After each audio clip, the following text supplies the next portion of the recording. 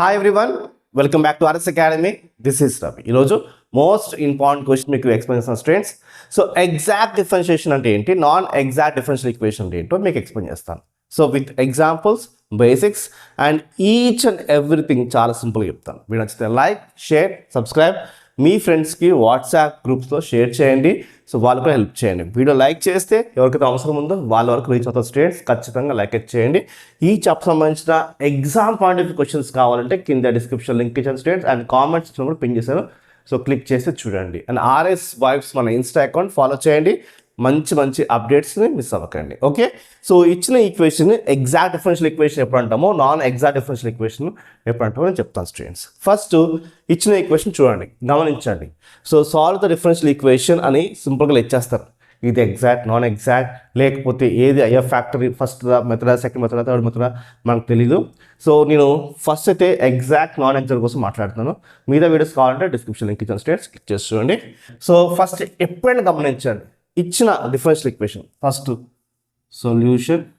Okay, ఇది given differential equation తీసుకోవాలి. 2x minus y plus 1 dx plus 2y minus x minus 1 dy is equals to 0. ఇది ఏ ఫామ్లో ఉంది అంటే చూడండి, this is in the form of m dx. ఇది అంత m dx ప్లస్ n, ఇదంతా n dy is equals to 0. ఈ ఫామ్లో ఉంది. So this is in the form of m dx plus n dy is equals to 0. ఈ ఫామ్లో ఉంది. అసలు ఈ dx తీసేసేయండి. అప్పుడు m ఈజ్ ఈక్వల్స్ టు ఏంటి, m is equals to 2x minus y plus 1. Okay, ఇది m. n వాల్యూ అంటే ఇప్పుడు dy తీసేసేయండి. So n is equals to 2y minus x plus 1. ఇది n వాల్యూ. సో దీనికి మనము డెరివేషన్ అప్లై చేయాలి, partial derivation apply చేయాలి. సో ఎలా అప్లై చేయాలంటే గమనించండి, ఇది m కదా, ఇలాగ చూడండి. మనకి ఎగ్జాక్ట్ డిఫరెన్షియల్ ఈక్వేషన్ అంటే చూడండి, మీకు అర్థం కావడం కోసం ఇక్కడ రాస్తున్నా. m ఈక్వల్స్ టు n చెప్పాను, రాసుకోండి. So do m by do y, ఇక్కడ పక్కన x ఉంది కదా, with respect of y apply చేస్తాం ఇక్కడ, right. Do n by do x equal అవుతే ఇదే ఎగ్జాక్ట్ డిఫరెన్షియల్ ఈక్వేషన్. ఏంటి, ఈక్వల్ అవ్వాలి. మనము mకి డెరివేషన్ అప్లై చేస్తున్నాము, with respect of y apply చేస్తున్నాము, ఆ వాల్యూ nకి డెరివేషన్ అప్లై చేయాలి విత్ రెస్పెక్ట్ ఆఫ్ x, ఆ వాల్యూ, రెండు వాల్యూస్ ఈక్వల్ అవుతాయి. అప్పుడు given differential equation is exact differential equation. ఒకవేళ do m by do y is not equal by do n by do x వస్తే ఇది non exact differential equation. Okay, so equal వస్తేనేమో exact, not equal వస్తేనేమో non exact. అయితే first మనం దీని derivation apply చేద్దాం. చేయండి. Do m by do with respect of, ఇక్కడ dx ఉంటే ఇక్కడ y పెట్టుకోండి, ఇక్కడ do n by do x పెట్టుకోండి. ఓకే, ఇప్పుడు ఇక్కడ y ఉంది కాబట్టి గమనించండి, x కాన్స్టెంట్ అయిపోతుంది, 1 కాన్స్టెంట్ అవుతుంది, అంటే ఇది 0 అయిపోతుంది, ఈ 1 కూడా 0 అయిపోతుంది. ఎందుకంటే ఇక్కడ y ఉంది కాబట్టి x వాల్యూ 1 వాల్యూస్ అని 0 అయిపోతాయి, ఈ y మాత్రం మిగులుతుంది. ఈ yకి డెరివేషన్ అప్లై చేస్తే మైనస్ ఇదిగోండి, దీనికి అప్లై చేస్తే 1 వచ్చింది. అలానే విత్ రెస్పెక్ట్ ఆఫ్ x అంటే ఏంటి, y వాల్యూ 0 అయిపోతుంది డెరివేషన్ అప్లై చేసినప్పుడు. x అంటే ఏంటి, 1 2 3 4 కూడా 0 అయిపోతాయి. xకి మాత్రమే మనం డెరివేషన్ అప్లై చేయగలుగుతాం. ఇక్కడ మైనస్ ఉంది కాబట్టి మైనస్, ఇక్కడ x ఉంది కాబట్టి with respect of x apply చేస్తే nకి మనకి ఏమొచ్చింది, -1 వచ్చింది. ఇప్పుడు ఇది -1, ఇది -1, రెండు వాల్యూస్ మనకి సేమ్ వచ్చాయి. సేమ్ వచ్చినప్పుడు ఇక్కడ ఏమైనట్టు do M by do Y with respect of Y by is equals to do N by do X. ఈ రెండు ఈక్వల్ అయ్యాయి. ఏంటి ఈ రెండు ఈక్వల్, ఇది -1 ఇది -1. అప్పుడు ఏమవుద్దంటే given differential equation is exact differential equation. Okay, అలా కాకుండా ఇక్కడ ఫర్ ఎగ్జాంపుల్ ఇక్కడ ఎక్స్ కాకుండా ఇక్కడ కూడా మనకి వైఏ ఉంది అనుకుందాం. అప్పుడు ఏమవుతుంది, ఇది కూడా 0 అయిపోతుంది. ఇప్పుడు ఏమొస్తుంది, ఇక్కడ 0 వస్తుంది. ఇక్కడ -1 ఉంది, ఇక్కడేమో 0 ఉంది. అంటే ఇప్పుడు ఏమొస్తుంది, నాట్ ఈక్వల్, అప్పుడు non exact.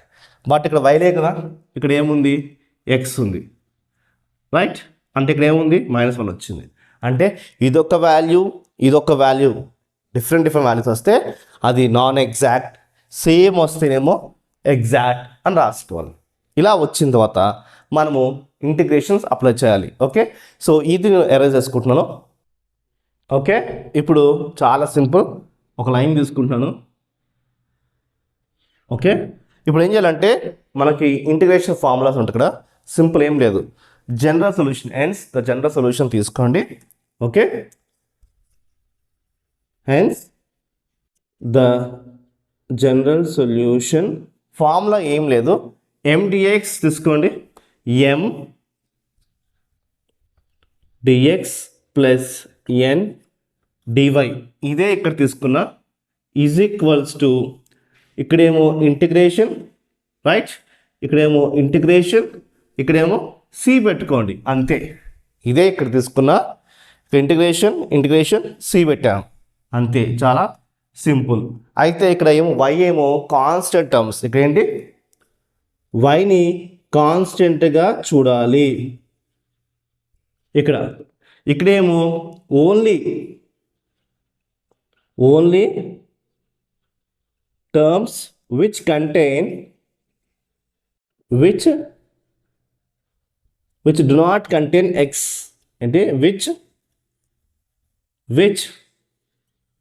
do not contain x అంటే x టర్మ్స్ లేదు తీసుకోవాలి. Only terms which do not contain X అంటే ఎక్స్ లేనివి తీసుకోవాలి ఇక్కడ. అయితే ఎం కోసం మాట్లాడితేనేమో ఎం ఇదే వస్తుంది. ఏమొస్తుంది, M is equals to 2x minus Y plus 1, ఇది ఎం వస్తుంది. ఎన్ ఈజ్ ఈక్వల్స్ టు, గమనించండి ఇక్కడ ఎక్స్ ఏముంది, ఇది ఎక్స్, ఇది తీసుకోకండి, 2y తీసుకోవచ్చు, -1 తీసుకోవచ్చు. దీంట్లో ఎక్స్ ఉందా, లేదు కాబట్టి 2y - 1 ఇది తీసుకోవాలి. ఇప్పుడు ఎమ్ ఎన్ తీసుకెళ్ళి ఈ ఫామ్లో వేసుకోండి. అంటే integration of 2x - y plus 1 okay dx plus integration of 2y - 1 dy is equals to C. ఈ ఫార్ములా వస్తుంది. ఓకే, ఎం బదులు ఇది వేసుకున్నాను, రైట్, ఎన్ బదులు ఇది సబ్స్టిట్యూట్ చేశాను. ఓకే, ఇప్పుడు సింపుల్ ఇంటిగ్రేషన్ అప్లై చేయండి.